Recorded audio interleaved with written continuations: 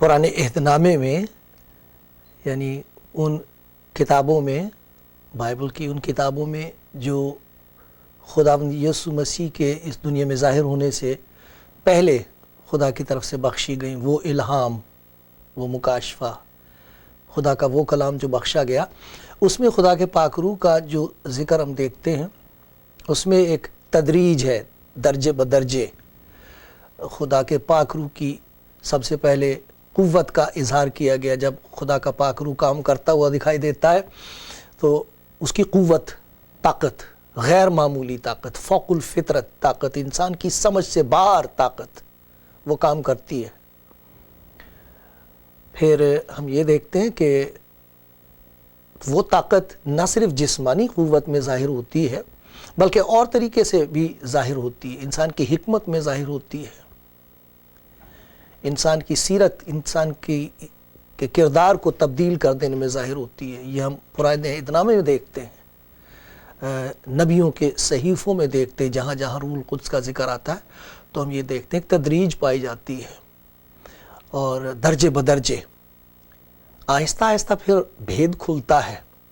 फिर ना सिर्फ हम उसकी क़ुव्वत को देखते हैं, उसकी सीरत को देखते हैं, उसकी शख्सियत नज़र आने लगती है कि वो है कौन।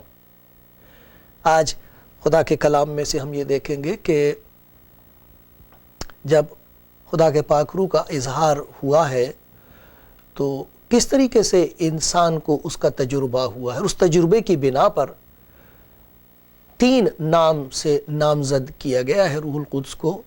और भी बहुत से होंगे लेकिन मैं ये 3 नाम आपके सामने रखता हूँ जो खुदा के कलाम में आप मेरे साथ देख सकेंगे। उसे हिकमत की रूह कहा गया है।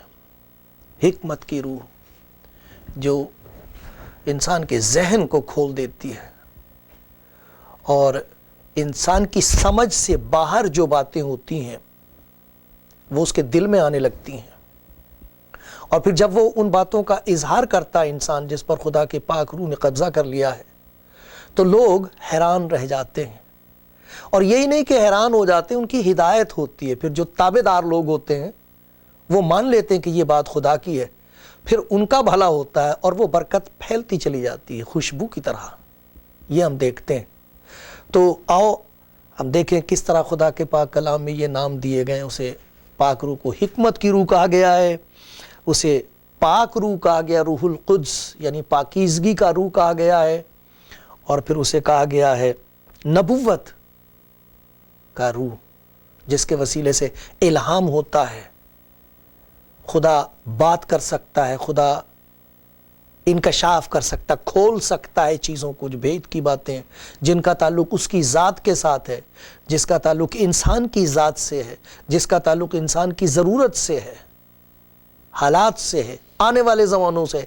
वो सब बातें जब खुदा का पाक रूह ज़ाहिर करता है तो उसे नबुव्वत की रूह कहा गया है। तो आओ देखते हैं खुदा के पाक कलाम में से हवाले। मेरे साथ खुदा का कलाम खोलिए और हम पढ़ेंगे कुछ हवाले।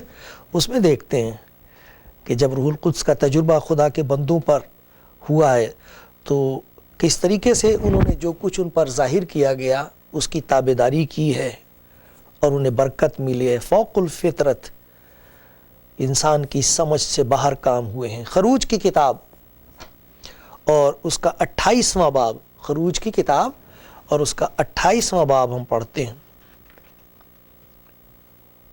पैदाइश, उसके बाद की दूसरी किताब खरूज और उसका 28वां बाब ज़रा देखते हैं और उसकी 3री आयत। यहाँ एक बड़ी दिलचस्प बात खुदा के पाक रूह के बारे में हम पर ज़ाहिर की गई है। 28واں باب اور میں پہلی آیت سے پڑھ رہا ہوں. اور یہ حکم خدا کے بندے پر ظاہر ہوا ہے موسیٰ پر, اور خدا نے اس کو فرمایا تو بنی اسرائیل میں سے ہارون کو جو تیرا بھائی ہے اور اس کے ساتھ اس کے بیٹوں کو اپنے نزدیک کر لینا, تاکہ ہارون اور اس کے بیٹے ندب, ابیہو, الیعزر, اتمر کہانت کے عہدے پر ہو کر میری خدمت کریں, کہانت کی خدمت کریں. اور تو اپنے بھائی ہارون کے لیے عزت اور زینت کے واسطے مقدس لباس بنا دینا.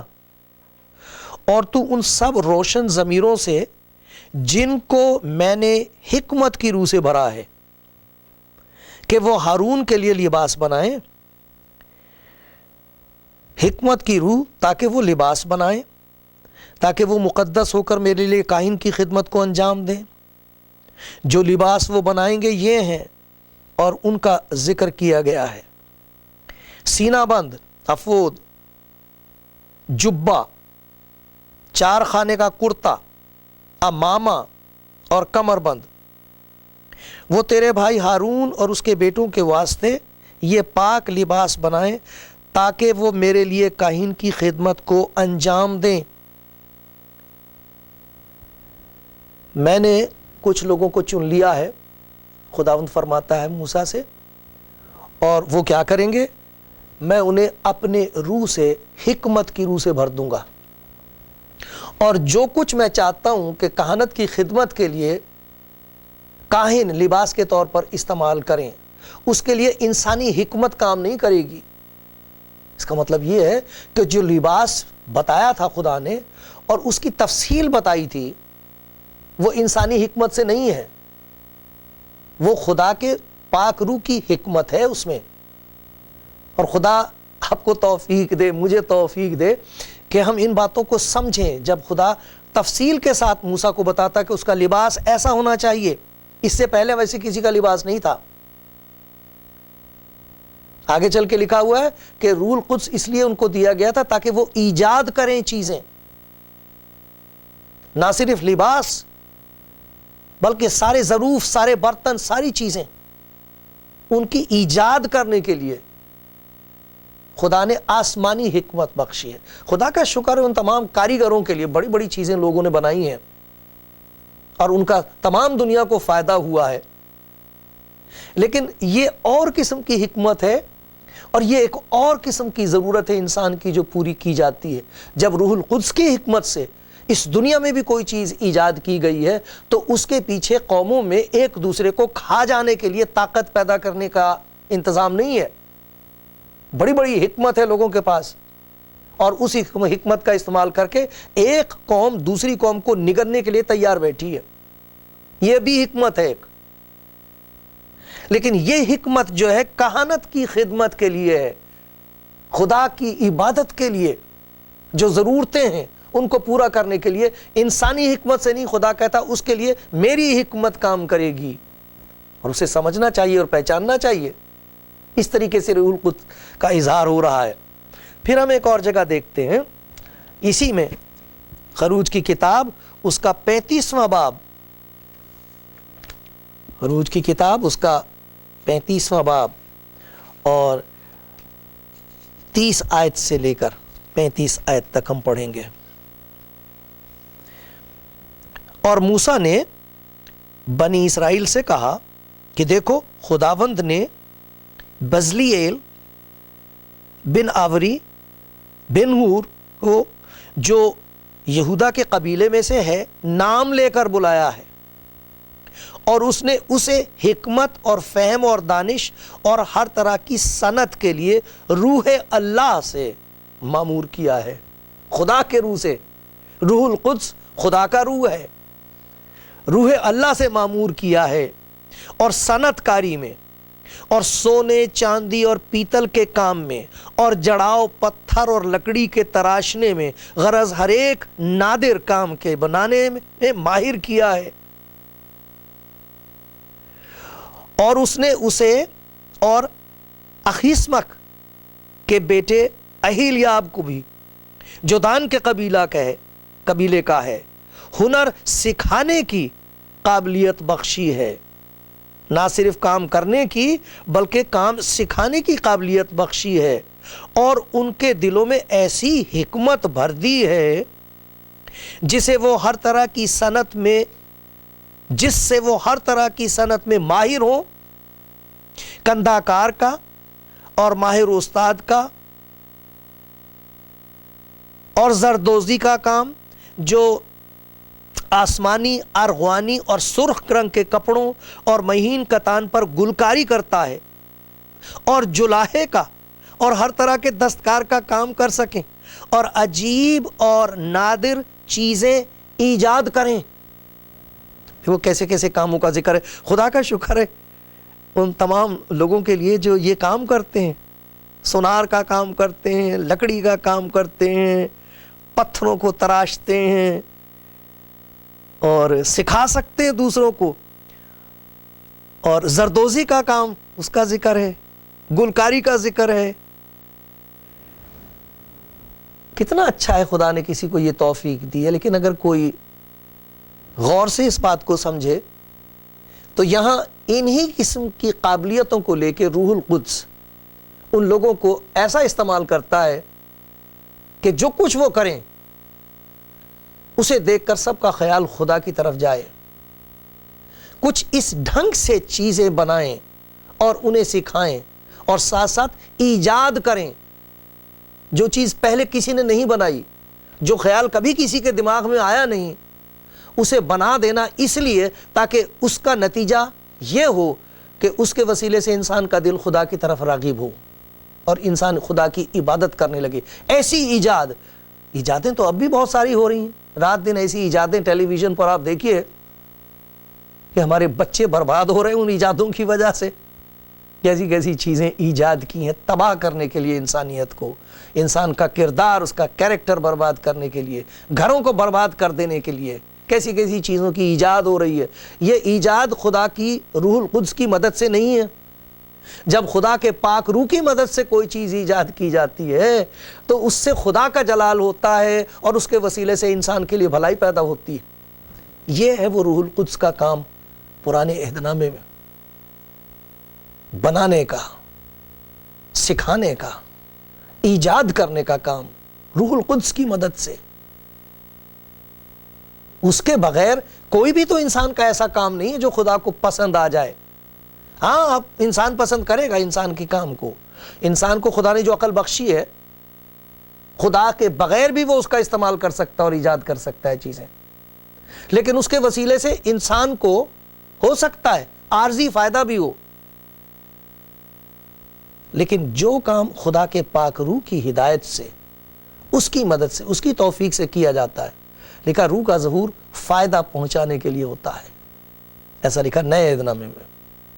یہاں اس میں لکھا ہوا ہے کہ وہ کریں بھی، سکھائیں بھی اور ایجاد بھی کریں۔ کاہے کے لیے؟ سب کہانت کے لیے، خدا کے حضور عبادت کے لیے، خدا کے گھر کو خوبصورت بنانے کے لیے ایسے ایسے کام کریں۔ ارے میرے بھائیو، اگر آپ یہ کام جانتے ہو تو اپنی اس قابلیت کو روح القدس کے سپرد کر دو اور پھر دیکھو وہ آپ کو کیسے استعمال کرے گا۔ اس کی آنکھیں سب ایسے بھائی بہنوں پر ہیں جن کے پاس یہ توفیق ہے، ایجاد کرنے کے لیے حکمت۔ استثناء کی کتاب دیکھتے ہیں، یہ پیدائش، خروج، اعبار، گنتی اور استثناء، یہ توریت کی آخری کتاب ہے۔ اس کا 34واں باب دیکھیے میرے ساتھ۔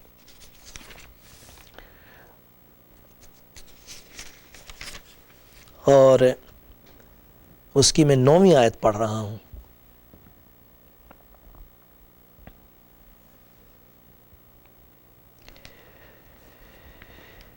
نون کا بیٹا یشوع دانائی کی روح سے معمور تھا، کیونکہ موسیٰ نے اپنے ہاتھ اس پر رکھے تھے اور بنی اسرائیل اس کی بات مانتے رہے، اور جیسا خداوند نے موسیٰ کو حکم دیا تھا انہوں نے ویسا ہی کیا۔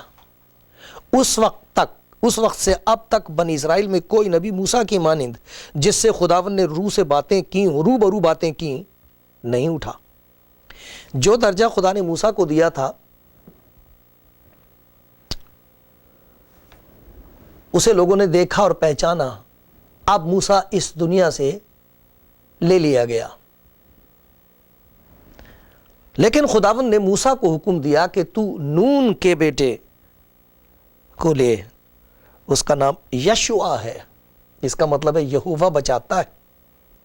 ابھی تک تو تم نے ایک انسان کو بچاتے ہوئے دیکھا، اب ایک اور شخص کو میں استعمال کروں گا جو اس بات کا نشان ہوگا، ایک جھلک ہوگی، اس کا نام یشوع ہے، کیونکہ یشوع جو ہے وہ آئے گا، لیکن میں اس یشوع کو چن رہا ہوں۔ موسیٰ اسے تو لے لے، اور اس کے ساتھ خدا نے کیا کیا ہے؟ اور نون کا بیٹا یشوع دانائی کی روح سے معمور تھا، اس میں حکمت کی روح تھی، اور یہ حکمت کی روح اس طرح اس جوان کی زندگی میں ظاہر ہوتی ہے۔ کتنا مشکل ہوگا کہ موسیٰ کے بعد ایک جوان کھڑا ہوتا ہے اس کی جگہ لینے کے لیے، ذرا سوچئے کتنی مشکل حالت تھی یہ۔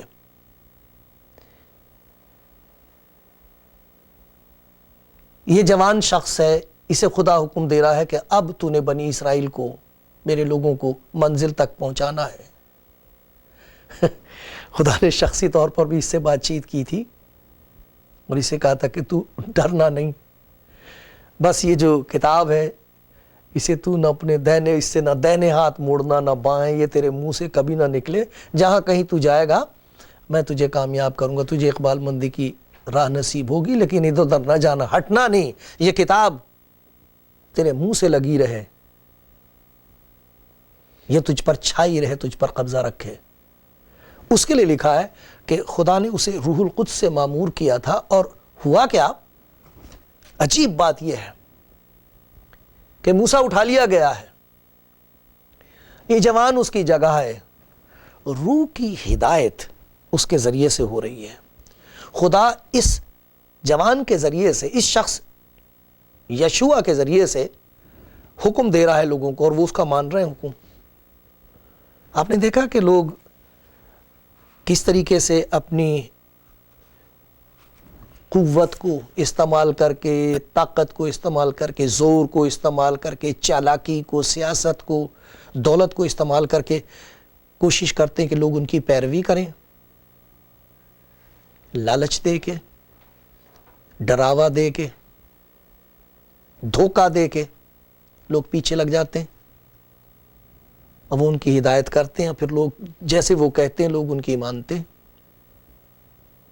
نہ صرف یہ سیاسی میدان میں، مذہبی دنیا میں رات دن یہ ہو رہا ہے۔ لیکن ایک اور ہدایت ہے جو روح القدس کی طاقت پیدا کر دیتی ہے، وہ بخشتی ہے۔ نون کسی پر زور نہیں ڈال رہا، نون کا بیٹا یشوع کسی کو مجبور نہیں کر رہا۔ کیسی عجیب بات ہے۔ موسیٰ نے اس پر ہاتھ رکھے اور خدا نے اپنے پاک روح کو ان ہاتھوں کے رکھنے کے وسیلے سے یشوع کی زندگی میں داخل کر دیا، اور کیا ہوا ہے؟ بنی اسرائیل اس کی بات مانتے رہے، کیونکہ یہ یشوع کی بات نہیں تھی۔ جو بات اس کی زبان سے نکلتی تھی وہ یشوع کی بات نہیں ہوتی تھی، وہ ہدایت یشوع کی عقل اور دانائی کے مطابق نہیں تھی، وہ دانائی اور حکمت خدا کی حکمت تھی، خدا کے پاک روح کی حکمت تھی، وہ ظاہر ہوتی تھی اور لوگ مانتے تھے۔ آج بھی یہ سچ ہے، اگر کوئی شخص خدا کا بھیجا ہوا ہے اور خدا نے اس پر اپنی مہر کر دی ہے اور اسے اپنا پاک روح بخش دیا ہے، اس کی عمر چاہے کچھ بھی کیوں نہ ہو، چاہے وہ عورت ہو چاہے وہ مرد ہو، چاہے وہ غریب ہو چاہے وہ ان پڑھ ہو، کوئی تعلق نہیں اس بات سے۔ جب وہ شخص، وہ بھائی، وہ بہن، وہ بچہ، وہ بزرگ، وہ جوان کچھ کہے گا تو جس کا تعلق خدا کے ساتھ ہے وہ جھک جائیں گے اور کہیں گے بے شک یہ کلام خدا کا ہے۔ خدا اپنے لوگوں کو پہچان دیتا ہے۔ ایک طرف تو اس نے یشوع کو اپنا روح دیا دانائی کا، دوسری طرف اس نے ساری جماعت کے درمیان کام کر دیا ہے پاک روح نے کہ وہ پہچان سکیں اپنے مالک کی آواز، روح القدس کی آواز کو پہچان سکیں۔ جیسے بچے خوب کھیلتے ہیں، گاتے ہیں کمرے میں، کوئی بتاتا ہے، آواز آتی باہر سے، بچوں ابا آ گئے، پتا جی آ گئے، پاپا آ گئے، سب چپ ہو جاتے، سب پہچان لیتے، انتظار میں رہتے، پاپا کیا کہیں گے، ابا کیا کہیں گے، کوئی بزرگ اور ہے وہ کیا کہیں گے، ماں کیا کہیں گی، کیا کہہ رہی ہیں، سب سنتے ہیں۔ اسی طریقے سے یہ روح القدس کا کام تھا پرانے عہد نامے میں۔ یشوع کو دانائی کا روح بخش دیا تاکہ وہ ہدایت کر سکے، پہلے لوگوں کو ایجاد کرنے کی توفیق بخش دی، پھر ہدایت کرنے کی توفیق بخش دی، دانائی حکمت بخش دی۔ پھر اور دیکھیے ایوب کی ایک کتاب ہے، ایوب نبی کی کتاب، اور اگر آپ کو یاد آ جائے تو دیکھو ایوب، زبور کی کتاب سے پہلے ایوب کی کتاب ہے، اور اس کا ہم پڑھیں گے 32واں باب، ایوب کی کتاب اور 32واں باب۔ دیکھو وہاں کیا بتایا گیا، وہاں اسی کو ظاہر کیا گیا ہے کہ یہ جو خدا کا پاک روح ہے، جب اس کا اظہار ہوتا ہے کسی کی زندگی میں تو پھر کیا کام ہوتا ہے۔ 6 آیت سے پڑھ رہا ہوں۔ براکیل بوزی کا بیٹا الیہو کہنے لگا، میں جوان ہوں، تم بہت عمر رسیدہ ہو، اس لیے میں رکا رہا، بولا نہیں، اور اپنی رائے دینے کی جرت نہ کی۔